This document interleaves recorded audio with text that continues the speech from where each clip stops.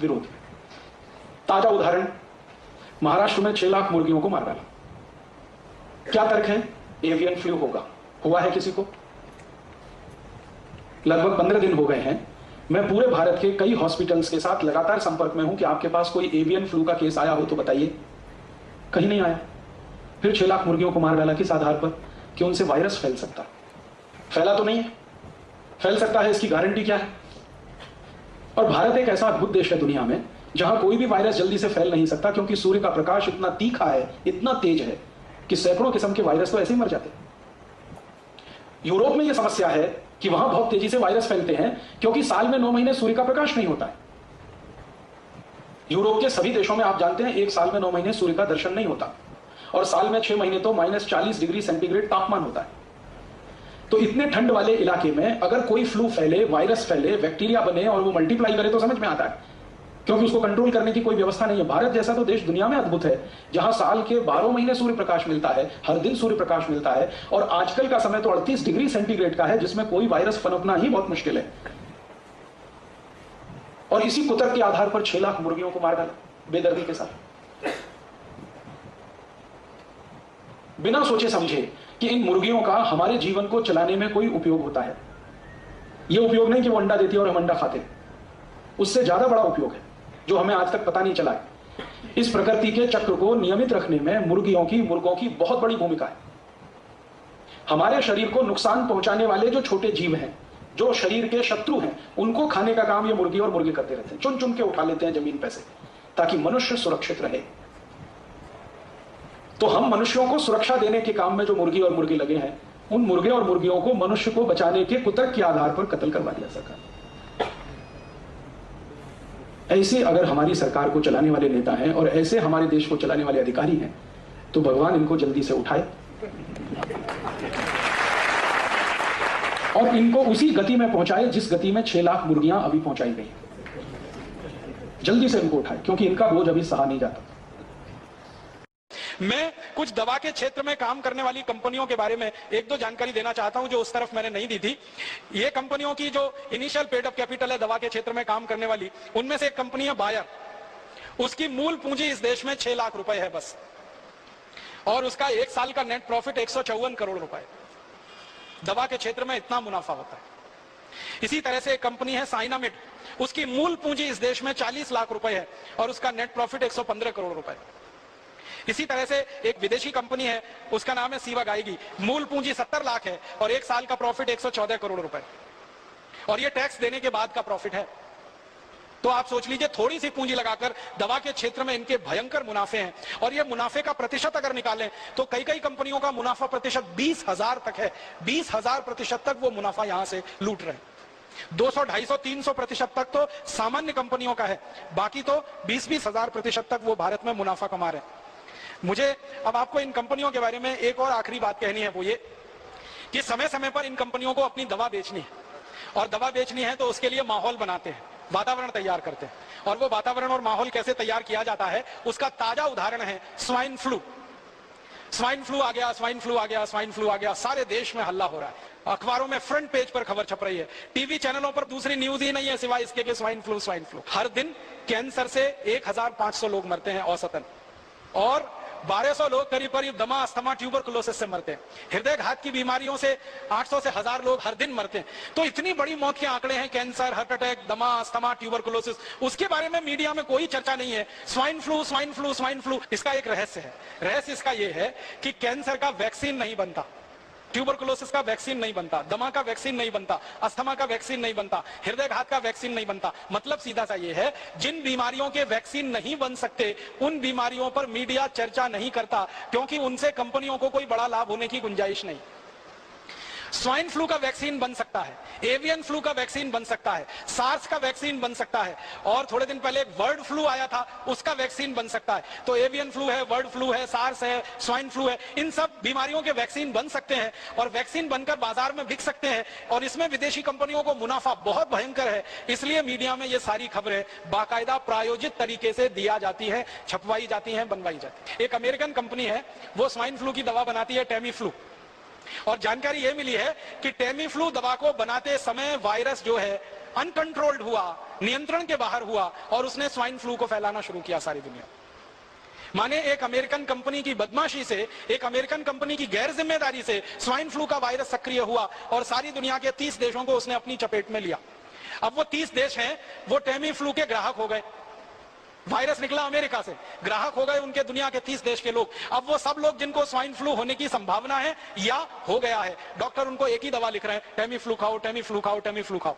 जो विद्वान डॉक्टर हैं और जो इन कंपनियों के चक्कर में नहीं फंसते हैं, ऐसे भी कई डॉक्टर हैं, वो बता रहे हैं कि टेमी फ्लू बिल्कुल मत खाओ, क्योंकि आपने टेमी फ्लू खाया तो ये स्वाइन फ्लू का जो वायरस है ये स्ट्रक्चर बदलने में माहिर है, तुरंत नया स्ट्रक्चर ले सकता है और वो नए स्ट्रक्चर में रेजिस्टेंस आ सकता है, फिर कितना भी टेमी फ्लू खाना ठीक ही नहीं होने वाले।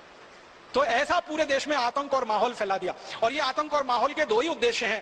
पहला उद्देश्य है ज्यादा से ज्यादा टेमी फ्लू दवा बेचना, जो पिछले दसियों साल से इस कंपनी ने उत्पादन करके गोडाउन में भरी हुई है, अब वो गोडाउन खाली करना है। अब ये गोडाउन कोई ऐसा गोडाउन नहीं है जो टूथपेस्ट का हो, रोज इस्तेमाल करें और फेंक दें। ये गोडाउन तो तभी खाली होगा जब कोई दवा का आतंक हो, वायरस का आतंक हो और डर हो और दहशत हो। डर, दहशत और आतंक के चलते आदमी मजबूर हो जाता है महंगी से महंगी दवा खाने के लिए और महंगे से महंगा इलाज करने के लिए। तो ये स्वाइन फ्लू का वायरस इसी तरह का एक प्रोपेगेंडा है। मुझे तो एक ही बात कहनी है, वो ये कि ये स्वाइन फ्लू नहीं है, मीडिया फ्लू है। मीडिया ने पैदा कर दिया। मैं आपको एक पुरानी जानकारी देना चाहता हूं, बहुत गंभीर है, आप उससे अंदाजा लगाइए कि ये कंपनियां कितनी निकृष्ट हैं, कितनी नराधम है। सन 1916 से 1918 के बीच में 2 साल में दुनिया भर में एक बीमारी फैली, एवियन फ्लू। वो ऐसा ही था जैसे स्वाइन फ्लू है, और उस बीमारी के फैलने से सारी दुनिया में कुछ लोग प्रभावित हुए। जो लोग प्रभावित हुए उनकी संख्या बताई जाती है 4.5 करोड़। 4.5 करोड़ लोग उसमें प्रभावित हो गए। और 4.5 करोड़ लोग जो प्रभावित हुए, फिर मैंने ये जानने की कोशिश की कि मरे कितने उसमें से, तो मात्र 6,000 लोग मरे थे। मात्र 6,000 लोग मरे थे। अब उसके बाद क्या हुआ कि ये एवियन फ्लू का वायरस फैला और इसमें 6,000 लोग मर गए, सारी दुनिया में आतंक फैल गया। उस आतंक के चक्कर में एक अमेरिकन कंपनी ने वैक्सीन बना दिया एवियन फ्लू का, और वो वैक्सीन धड़ल्ले से सारी दुनिया में बेचा उन्होंने। और आपको सुनकर दुख होगा, उस वैक्सीन को लगवाने के बाद 60 लाख लोग मर गए दुनिया में, और पता नहीं कितने अपंग हो गए, कितने विकलांग हो गए। बीमारी आने से 6,000 लोग मरे, बीमारी का वैक्सीन बना और उस वैक्सीन को सारी दुनिया में भेजा गया, फैलाया। सबसे ज्यादा अफ्रीका के देशों में, सबसे ज्यादा लैटिन अमेरिका के देशों में, ब्राजील में, मैक्सिको में, चिली में, कोस्टारिका में, कोलंबिया में, फिर अफ्रीका में, नाइजीरिया में, सोमालिया में, इथियोपिया में, दक्षिणी अफ्रीका में, रोडेशिया में। तो अफ्रीका, लैटिन अमेरिका और भारत में भी हुआ था उसका। वैक्सीन का अंधाधुंध प्रचार हुआ, अंधाधुंध बिक्री हुई, 60 लाख लोग वैक्सीन लगने के बाद मर गए। उसका क्या? एवियन फ्लू में तो 6,000 लोग मरे, वैक्सीन लगने के बाद इतने। माने वैक्सीन कितने खतरनाक हो सकते हैं उसका ये अंदाजा आप लगाइए। अब एवियन फ्लू का वैक्सीन आया और इतने लाख लोग मर गए। अब स्वाइन फ्लू का वैक्सीन आने वाला है और वो वैक्सीन हिंदुस्तानी और दुनिया भर के लोगों को धड़ाधड़ लगाया जाएगा। क्यों? क्योंकि स्वाइन फ्लू का वायरस जो फैला है, वायरस से ज्यादा डर फैला है, आतंक फैला है, दहशत फैली है, तो हर आदमी तैयार बैठा है वो वैक्सीन लगवाने के लिए। और एक व्यक्ति को वैक्सीन लगाने का खर्चा वो बोलते हैं 3,000 रुपए आएगा। अब हिंदुस्तान में ही अगर आप सोच लो कि अगर 10 करोड़ लोग भी प्रभावित होकर वैक्सीन लगवा लें और 3,000 रुपए का एक वैक्सीन आए, तो 30,000 करोड़ की बिक्री तो उनकी हिंदुस्तान में हो गई। अफ्रीका में, लैटिन अमेरिका के देशों में अगर हो जाए, हजारों करोड़ का माल बेचेगी एक कंपनी, और इस कंपनी के पास पेटेंट है 20 साल तक, तो कोई दूसरी कंपनी उस वैक्सीन को बना के नहीं बेच सकती 20 साल तक। और इसी कंपनी के पास दवा का भी पेटेंट है 20 साल का, तो टेमी फ्लू दवा को कोई दूसरी कंपनी नहीं बनाकर बेच सकती 20 साल तक। तो 20 साल तक एक ही अमेरिकन कंपनी की मोनोपोली रहेगी, और उस मोनोपोली पर हजारों करोड़ रुपए वो लूटेंगे लोगों के दिलो दिमाग में। इसलिए स्वाइन फ्लू का दहशत, आतंक और डर बिठाया जा रहा है। और मैं इसी संदर्भ में और एक छोटी सी बात करूंगा। आपको याद है थोड़े दिन पहले इस देश में एक आतंक फैलाया गया, hepatitis B, hepatitis B, hepatitis B, hepatitis B. और आतंक और डर इतना फैला कि हिंदुस्तान के लाखों करोड़ों लोगों ने उसका वैक्सीन लिया। आप में से भी किसी ने लिया होगा, बहुत लोगों ने लिया। बैंक में काम करने वाले, बीमा कंपनी में काम करने वाले, रेलवे में काम करने वाले, अन्य पब्लिक सेक्टर में काम करने वाले लोगों को मास वैक्सीनेशन कैंप किए गए। बहुत सारी संस्थाओं ने वैक्सीनेशन कैंप लगाए और डॉक्टरों ने अंधाधुंध ये मास वैक्सीनेशन कैंप दिए। आपको सुनकर हैरानी होगी कि जिस हेपेटाइटिस बी के लिए लाखों करोड़ों लोगों को वैक्सीन लगा दिए गए, वो हेपेटाइटिस बी भारत में बहुत कम होता है। हिंदुस्तान के गंभीर वैज्ञानिकों का कहना है कि 10 लाख लोगों में से किसी 1 या 2 को हेपेटाइटिस बी होता है। और वो ये कहते हैं कि हेपेटाइटिस बी होने की संभावना जिन लोगों को होती है वो लोग भारत में है ही नहीं। वो लोग या तो अमेरिका में, यूरोप में है, या तो अफ्रीका में। भारत में उस ग्रुप के लोग है ही नहीं।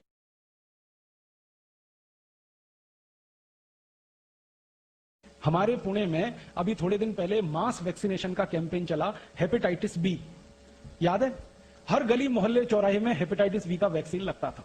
Rotary club, lions club, rotaract club, lioness club, Jain संगठन, फलाना संगठन, ढिमाका संगठन, जितनी सहकारी संस्थाएं, सामाजिक संस्थाएं, सबका एक ही काम था, वैक्सीनेशन करो, वैक्सीनेशन करो। क्या हो रहा है? हेपेटाइटिस बी आने वाला है, हेपेटाइटिस बी आने वाला है, हेपेटाइटिस बी आने वाला है। सबसे जास्ती वैक्सीन बिका पुणे में। हम लोगों ने इस हेपेटाइटिस बी के मामले पर एक मुकदमा किया था बंबई हाई कोर्ट में, और जब मुकदमा किया तो अदालत ने आदेश दिया कि इसकी जांच करो, माइक्रो लेवल पे, सूक्ष्म स्तर पे जांच करो। जब जांच हुई तो पता चला कि हेपेटाइटिस बी नाम की बीमारी भारत में होती ही नहीं। बीमारी होती है हेपेटाइटिस ए। हेपेटाइटिस ए माने पीलिया, काविड़ कहते हैं मराठी में आप। तो ये सामान्य काविड़ जो होता है वो हेपेटाइटिस ए है। ये होता है, सामान्य रूप से होता है, बारिश के दिनों में तो जरूर होता है, क्योंकि पानी में गंदगी आने के कारण ये होता है। तो हेपेटाइटिस ए तो होता है, हेपेटाइटिस बी नहीं होता। और वैक्सीन हेपेटाइटिस बी का दिलवा दिया आपको। आप में से कितने लोगों ने लगवाया? देखो यही हाथ खड़े कर रहे हैं सबके सब। और ऐसे ऐसे हजारों लाखों लोगों ने पुणे में वैक्सीन लगवा लिया। दो कंपनियों ने खूब बिजनेस कर लिया, खूब धंधा कर लिया, फिर मुंबई में कर दिया उन्होंने, फिर कोलकाता, फिर दिल्ली, फिर जगह जगह करके हजारों कोटि रुपए लूट लिया। बाद में अदालत का फैसला आया कि जब बीमारी नहीं है तो वैक्सीन क्यों लगाएं। तो अदालत ने आदेश दिया कि अगर कोई मास वैक्सीनेशन कैंप करेगा हेपेटाइटिस बी का तो उसको जेल में डाल देंगे। उस दिन के बाद से सब सामाजिक संस्थाओं ने बंद कर दिया, और उसी दिन से दोनों कंपनियों ने अपना धंधा भी बंद कर दिया। अब वो कंपनी वालों को मैं मिलता हूं, कहता हूं कि भाई अब क्यों नहीं बेचते तुम हेपेटाइटिस बी का वैक्सीन? तो उन्होंने कहा कि अब हमें बेचने की गरज नहीं है, क्योंकि जितना बनाया था सब बेच लिया हमने। अब तो कोई नया वैक्सीन बनाएंगे उसको बेचेंगे, अभी तो हमको हेपेटाइटिस बी बेचने की जरूरत नहीं है। तो हेपेटाइटिस बी का जैसे पूरे देश में डर पैदा करके, आतंक पैदा करके सारे देश के लोगों को जबरदस्ती ये वैक्सीनेशन करा दिया गया, उसी तरह की तैयारी चल रही है स्वाइन फ्लू का डर, आतंक पैदा करके सारे देश के लोगों को जबरदस्ती ये वैक्सीन बिकवाना। अब डर मुझे इस बात का है, दुख इस बात का है कि हेपेटाइटिस बी का वैक्सीन तो 500-700 रुपए का होता था, कहीं कहीं पे 1000 रुपए का था। ये स्वाइन फ्लू का 3000 रुपए का है। कंपनी को अंदाजा लग गया है कि 500-700 का वैक्सीन लगवा सकते हैं तो 3000 का भी लगवा सकते हैं। बस डर बिठा दो कि तुम मर सकते हो, तुमको ऐसा हो सकता है, तुमको वैसा हो। जिनको ये हो सकता है, और आपको सबको मालूम है, जो बात गंभीर है वो ये कि जितनी भी वैक्सीन दी जाती है उन वैक्सीनों में उन बीमारियों के ही जीवाणु रहते हैं जिस बीमारी के लिए वो वैक्सीन दी जाती है। अब देखिए कैसा साजिश और कैसा षड्यंत्र है। एक तो बीमारी होती नहीं, होती है तो बहुत कम लोगों को होती है, और होने के पीछे का जो कारण है कि वो कीटाणु और जीवाणु मरते ही नहीं है उस दवा में भी, और वो हमको अंधाधुंध लगाया गया। लाखों करोड़ों का बिजनेस करके कंपनी ने मुनाफा कमा लिया। जो स्वामी जी कहते हैं कि सामान्य प्राणायाम करें, योग करें, तो उसी से हम ठीक कर सकते हैं अपने आप को। उसके लिए लाखों करोड़ों रुपए इस देश में बर्बाद हो गए, हम लुट गए, हमारी आंखों के सामने लूट लिया लोगों ने, हमको मूर्ख बना के लूट लिया। तो कभी हेपेटाइटिस बी के नाम पे, कभी स्वाइन फ्लू के नाम पे, कभी एवियन फ्लू के नाम पे, कभी सार्स के नाम पर, कभी बर्ड फ्लू का कितना आतंक फैलाया था थोड़े दिन पहले। हजारों लाखों मुर्गियां इस देश में कट गई। परिणाम जानते क्या हुआ? मुर्गियों की कमी पड़ गई तो सरकार ने विदेशों से मुर्गी इंपोर्ट करना शुरू कर दिया। अंडों की कमी पड़ गई तो विदेशों से अंडे खरीदने शुरू कर दिए इन्होंने। और अब ये स्वाइन फ्लू के नाम पे बता रहे हैं सुअर को काट रहे हैं, फिर थोड़े दिन में सुअर की कमी होगी तो सुअर का मांस विदेशों से खरीदेंगे, हिंदुस्तान में बिकेगा। ये सारे के सारे मार्केट की उनकी रणनीति है। धंधा करना है, माल बेचना है, उनको आपके स्वस्थ रहने से, बीमारी से कोई लेना